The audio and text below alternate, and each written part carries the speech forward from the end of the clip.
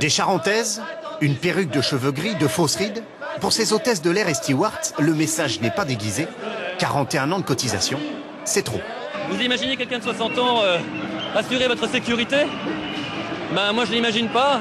Et voici qu'à nouveau, la réforme des retraites est dans la rue, comme en 2003, et c'est logique selon les syndicats. En 2003, la loi disait 41 ans, sauf éléments nouveaux. Il y en a des éléments nouveaux, sauf qu'ils se ferment les yeux. L'emploi des seniors, ça n'a pas bougé. Il fallait augmenter la cotisation vieillesse, il n'y a pas eu d'augmentation non plus. 70 000 manifestants selon les syndicats, 28 000 selon la police. Le gouvernement a annoncé qu'il resterait ferme sur sa réforme. L'unité syndicale se veut, elle, menaçante. Donc le ministre avait décidé de ne plus nous recevoir. Il s'était dit, hop, ça va passer comme ça va pas se voir. Sauf que ça s'est vu.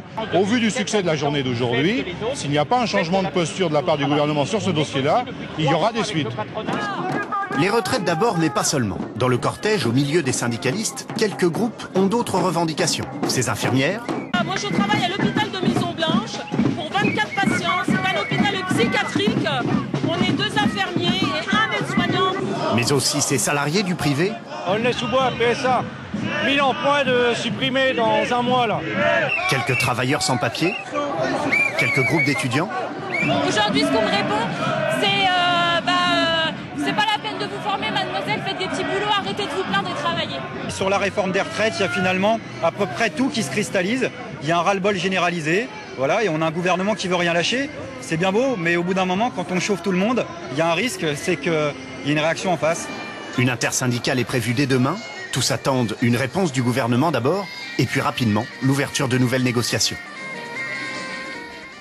En région, les manifestations avaient commencé dès ce matin avec une importante mobilisation à Marseille, où le parcours du défilé a même dû être modifié. Ce cortège imposant également à Lyon, Rennes ou encore Nantes. Par ailleurs, la direction de la Poste enregistrait 9% de grévistes à peu près, et 2 fois plus à France Télécom.